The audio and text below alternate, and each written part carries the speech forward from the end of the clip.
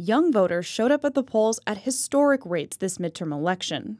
31% of voters between the ages of 18 and 29 made it to the polls this election cycle, according to a new analysis from the Center for Information and Research on Civic Learning, or CIRCLE, out of Tufts University. That's about 10 percentage points higher than 2014, and the highest rate of youth voter turnout in midterms over the last 2 decades. But the overall share of youth voter turnout didn't change. That's because older voters also participated at higher levels. Young people made up just 13% of the total vote this election cycle, according to CIRCLE. That's on track with the last 6 midterm cycles.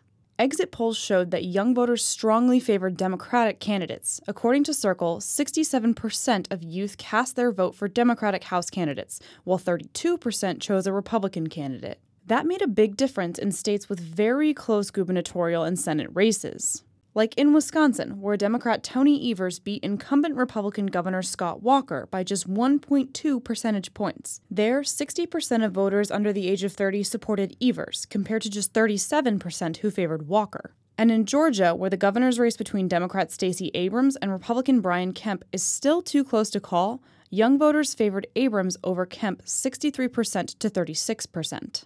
Youth voter turnout was also higher overall in states that had hot-button ballot issues, like Florida's voting rights measure and Michigan's recreational marijuana measure. Overall, young voters said healthcare and immigration were the most important issues for them in the midterm elections, according to CIRCLE.